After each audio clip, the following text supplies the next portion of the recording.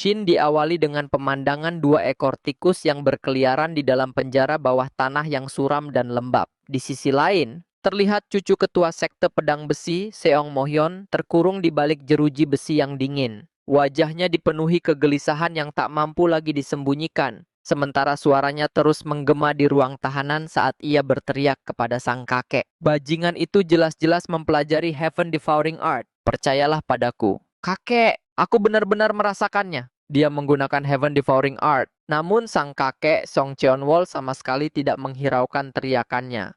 Pria tua itu hanya membalikan tubuh dan melangkah pergi sembari berkata dengan nada dingin, "Sepertinya kau masih saja belum sadar. Apa kau tahu seberapa besar kerugian yang kita alami hanya karena perkataanmu? Aku tak pernah menyangka bahwa suatu hari sekte pedang besi akan diwariskan kepada orang bodoh sepertimu." Mendengar ucapan itu, Seong Mohyeon segera berseru dengan nada panik ke kakek, "Dengarkan dulu!" Namun, sebelum ia sempat melanjutkan perkataannya, Seong Cheon-wol menoleh dengan tatapan setajam bilah pedang dan berkata, "Dasar bodoh, jangan sekali-kali berpikir untuk meminum setetes air pun sampai kau benar-benar merenungkan perbuatanmu." Mendengar hukuman tersebut, seketika Seong Mohyeon menjerit histeris, suaranya menggema di seluruh ruang tahanan. "Kakek!" Di sisi lain, di sebuah tempat Jin So-won menjalani perawatan.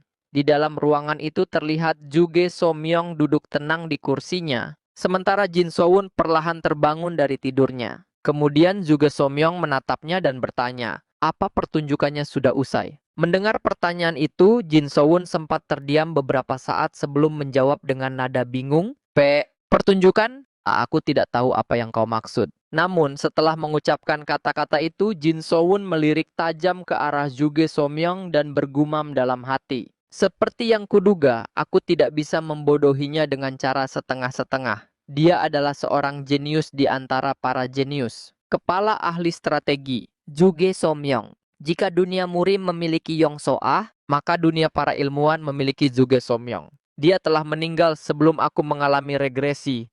Bahkan sebelum perang besar antara ortodoks dan demonik meletus. Menurut banyak orang, dia adalah sosok yang mampu mencegah aliansi murim mengalami penderitaan yang begitu besar akibat kultus demonik.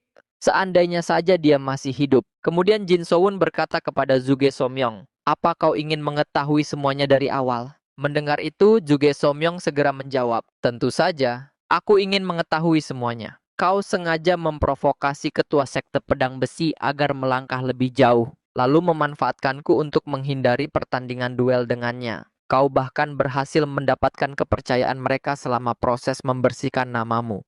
Dan selain itu, darah yang kau muntahkan saat itu adalah darah yang berasal dari dirimu sendiri karena menggigit daging di dalam mulutmu." Tatapan Juge So-myung semakin tajam saat ia melanjutkan, "Sekarang katakan padaku, sejak kapan kau merencanakan semua ini?" Mendengar pertanyaan itu, seketika tubuh Jin So-won menegang. Ia terdiam untuk beberapa saat, seolah sedang menimbang setiap kata yang akan keluar dari mulutnya. Namun setelah keheningan yang cukup panjang, tiba-tiba ia mengangkat kepalanya dan menatap tajam ke arah Juge So-myung. Melihat tatapan tersebut, Juge So-myung pun membalasnya dengan sorot mata yang sama tajamnya sambil tetap memegang gelas di tangannya. Beberapa saat kemudian, Juge So-myung berkata, "Apa kau tiba-tiba lupa cara bicara?" Mendengar itu, Jin So-won kembali menundukkan kepala dan terdiam sesaat. Namun tanpa peringatan, ia tiba-tiba bangkit dari tempat tidurnya lalu melangkah maju sambil berkata, "Kepala ahli strategi, apakah itu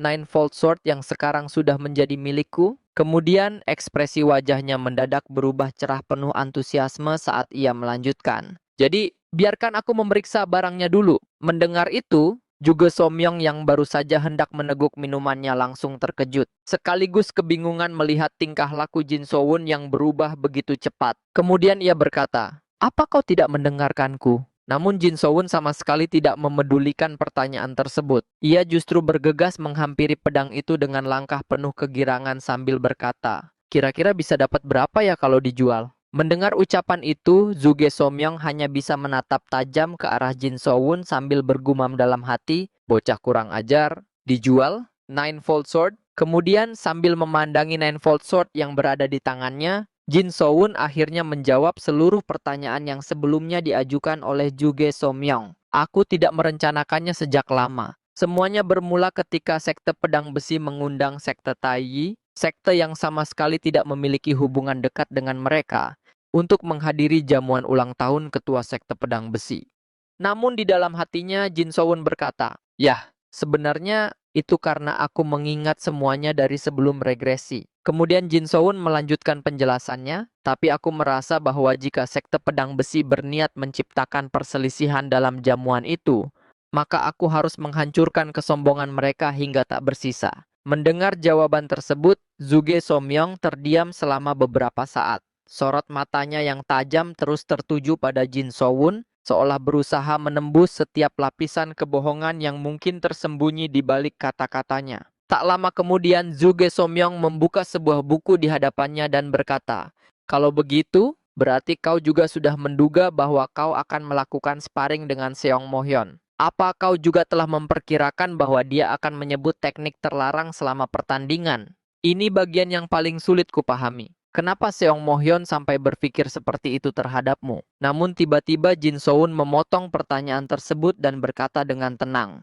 "Menjawab lebih dari ini tidak akan memberiku manfaat apapun." Mendengar itu, Zuge Somyong mengernyitkan alisnya dan berkata, "Apa? Manfaat? Apa maksudmu?" Jin Soun kemudian menggenggam Ninefold Sword sambil berkata, "Kau sudah membantuku mendapatkan Ninefold Sword ini, kepala ahli strategi. Karena itulah aku menjawab salah satu pertanyaanmu sebagai balasan." Mendengar jawaban tersebut, Zuge Somyong mengeluarkan dengusan pelan sebelum berkata, "Di Jianghu ini, ada orang-orang yang rela menunggu berhari-hari sambil membawa 10.000 emas hanya demi mendapatkan kesempatan untuk berbicara denganku." Mendengar itu Jin Soun berkata, "Bukankah itu karena mereka berharap mendapatkan sesuatu yang nilainya jauh lebih besar daripada 10.000 emas setelah bertemu dengan kepala ahli strategi?" Mendengar jawaban tersebut, Zuge Somyong menatapnya sejenak sebelum berkata, "Jadi maksudmu, kau tidak mendapatkan keuntungan apapun dariku?"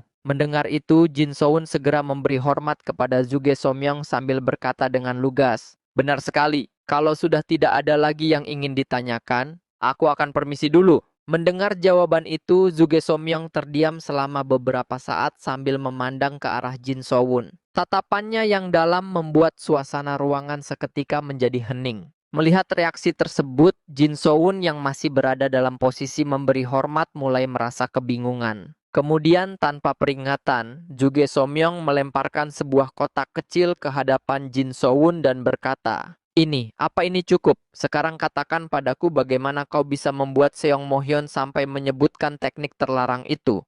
Mendengar perkataan tersebut, Jin Soun menyunggingkan senyum tipis di hadapan Zuge Somyong. Kemudian ia berkata, sebenarnya tidak ada sesuatu yang istimewa. Sama seperti kebanyakan anak jenius yang luar biasa, aku hanya memanfaatkan kesombongannya, juga ketidakmampuannya untuk menerima kekalahannya sendiri. Tapi aku sendiri juga tidak menduga kalau dia akan menyebutkan Heaven Devouring Art atau apapun itu. Namun di dalam hatinya, Jin Soun menyunggingkan senyum sinis dan bergumam, "Walau sebenarnya aku memang menggunakan sesuatu yang mirip. Untungnya, mungkin karena Jade Dragon Bracelet menyaring energi yang diserap dengan sempurna, bahkan Zuge Somyong pun tampaknya tidak menyadarinya saat dia memeriksa dantianku." Kemudian Jin Soun membuka kotak pemberian Zuge Somyong sambil berkata, "Kalau begitu, boleh aku memeriksa isinya terlebih dahulu?" Namun saat tutup kotak itu terbuka, ekspresi Jin Soun langsung berubah. Matanya membelalak,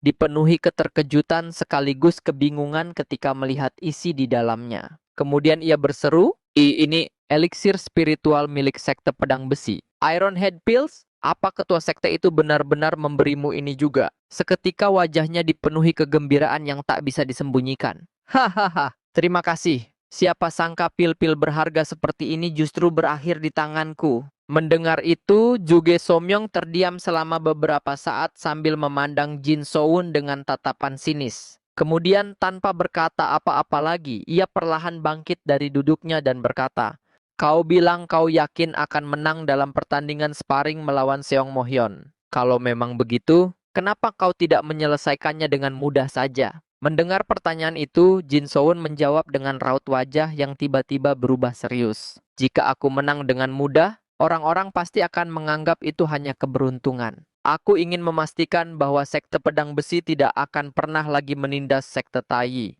Mendengar jawaban tersebut, Zhuge Somyong kembali bertanya, meski hanya kebetulan, bagaimana jika saat itu aku tidak hadir di sana? Bagaimana jika kau dituduh mempelajari teknik terlarang itu sampai akhir hidupmu? Mendengar itu, Jin Soun menjawab tanpa sedikit pun keraguan, nanti saat mereka memeriksa jasadku, akan terungkap bahwa aku tidak pernah mempelajari teknik terlarang itu. Ketika saat itu tiba, sekte Taiyi setidaknya masih bisa mempertahankan harga dirinya. Mendengar jawaban tersebut, Zhuge Somyong menatapnya dengan sorot mata yang sulit dipercaya. Kau mempertaruhkan nyawamu hanya untuk sesuatu seperti itu? Mendengar perkataan itu, seketika tangan Jin Soun mengepal dengan begitu erat hingga urat-uratnya menonjol jelas. Tatapannya berubah tajam saat ia memandang lurus ke arah Zhuge Somyong. Lalu ia berkata dengan suara yang syarat penekanan, "Kau bilang hanya." Keluarga Zhuge menjunjung tinggi tradisi dan kehormatan yang dibawa oleh nama mereka.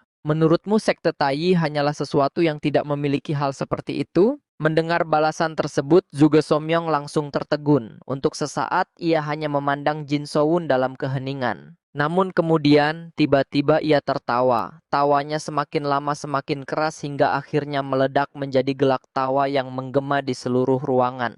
Itu lucu sekali. Aku sudah tahu sejak awal bahwa memihak padamu pasti akan sangat menghibur. Mendengar perkataan itu, Jin Soun langsung memasang ekspresi kesal. Di dalam hatinya ia bergumam dengan jengkel, "Menghibur? Apa sebenarnya yang sedang dibicarakan orang tua ini? Orang aneh." Tiba-tiba, Zhuge Somyong melemparkan sebuah benda ke arah Jin Soun. Dengan refleks yang cepat, Jin Soun segera menangkap benda tersebut sebelum jatuh ke lantai. Kemudian Zhuge Somyong berkata, "Aku akan memberimu hadiah lain karena telah menghiburku. Anggap saja itu bonus." Jin Soun memandangi benda yang berada di tangannya lalu berkata, Token apa ini?" Saat ia mengamati token itu dengan lebih teliti, seketika kedua matanya membelalak. Di dalam hatinya, ia bergumam dengan penuh keterkejutan. Daripada harus mengikuti ujian reguler Akademi Murim yang terkenal sebagai ujian mengerikan, sama seperti hak istimewa yang diberikan kepada anggota 108 Sekte Pix, token ini juga memungkinkan seorang murid untuk masuk ke Akademi Murim tanpa syarat apapun. Token admisi. Jantungnya berdegup lebih cepat. Ini berarti kami bisa mengirim satu murid sekte Taiyi lagi ke Akademi Murim. Kemudian dengan raut wajah yang tampak terharu, Jin Soun menggenggam token itu erat-erat sebelum berkata kepada Zhuge Somyong, "Apa kau sungguh memberikan ini kepadaku?" Namun tiba-tiba Zhuge Somyong berkata, "Setelah kau lulus dari Akademi Murim, masuklah ke Biro Mantong, tempat aku bekerja." Mendengar itu, Jin Soun langsung tertegun. Di dalam hatinya, ia bergumam dengan keterkejutan yang luar biasa. "Hah? Kerja lembur? Shift malam? Tidak pernah menikah? Biro Mantong yang itu?" Saat Jin Soun masih berada dalam keadaan terkejut, Zhuge Somyong kembali melanjutkan perkataannya, "Aku akan menyiapkan sebuah kursi untukmu." Mendengar itu, Jin Soun berkata dengan ekspresi yang semakin terkejut, Apa?" Kemudian, tiba-tiba Zhuge Somyong bergerak menuju jendela, seolah hendak meninggalkan ruangan melalui jalur tersebut. Namun sebelum pergi, ia sempat berkata kepada Jin Soun, "Itu adalah tempat berkumpulnya para jenius untuk bekerja. Jadi, kau pasti juga akan menikmatinya." Melihat tingkah laku pria itu, Jin Soun hanya bisa memandang kosong ke arah jendela yang terbuka. Lalu di dalam hatinya ia bergumam, "Padahal ada pintu, tapi kenapa malah lewat jendela?" Kemudian Zhuge Somyong menoleh ke arah Jin Soun. Senyum tipis terukir di wajahnya saat ia berkata, "Jadi, cepatlah lulus dan beraktinglah di sampingku." Mendengar itu, Jin Soun langsung terkejut. Ia mengepalkan tangannya erat-erat sambil berkata, "Aku..."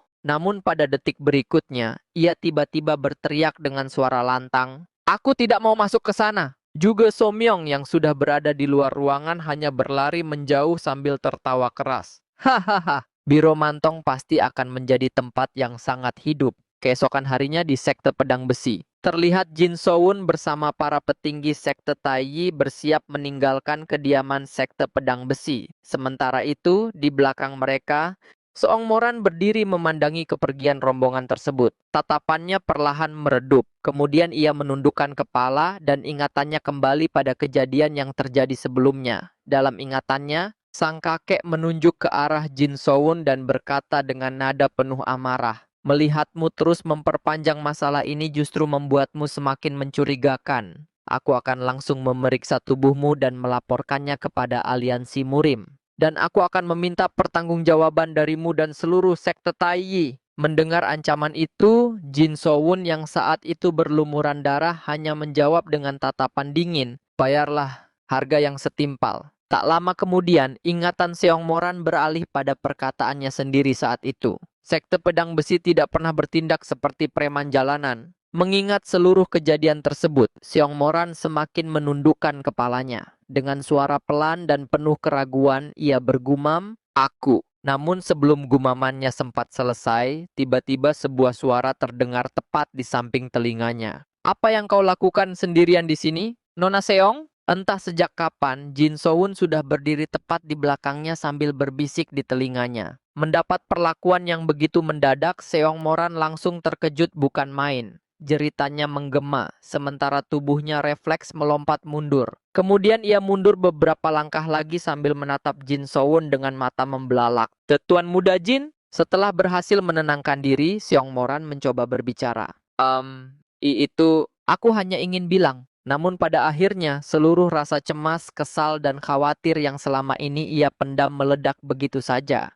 Dengan wajah memerah, ia berteriak tepat di hadapan Jin Sowun, "Kamu itu terlalu nekat." Mendengar itu, Jin Sowun mengernyitkan alisnya lalu berkata, "Nekat? Maksudmu bagaimana?" Mendengar pertanyaan tersebut, Seong Moran segera menjawab, "Saat pertandingan sparring itu, kenapa kamu harus sampai sejauh itu?" Mendengar perkataan tersebut, Jin Sowun seketika tertegun. Pada saat yang sama, sebuah kalimat tiba-tiba terlintas kembali di benaknya. Suara Juge Somyong yang terdengar beberapa waktu lalu kembali bergema di dalam kepalanya. "Kau mempertaruhkan nyawamu hanya untuk sesuatu seperti itu?" Ingatan itu membuat tatapan Jin Sowun perlahan berubah dingin. Kemudian ia menatap lurus ke arah Seong Moran dan berkata dengan nada datar namun tajam, "Nona Seong, apa yang ingin kau katakan adalah bahwa sekte Taiyi seharusnya pasrah saja menerima penghinaan yang menyedihkan itu? Begitukah?" Mendengar perkataan tersebut, Seong Moran seketika terkejut. Kedua matanya membelalak sementara tubuhnya membeku di tempat. Ia sama sekali tidak menyangka bahwa ucapannya akan ditafsirkan seperti itu oleh Jin Sowun.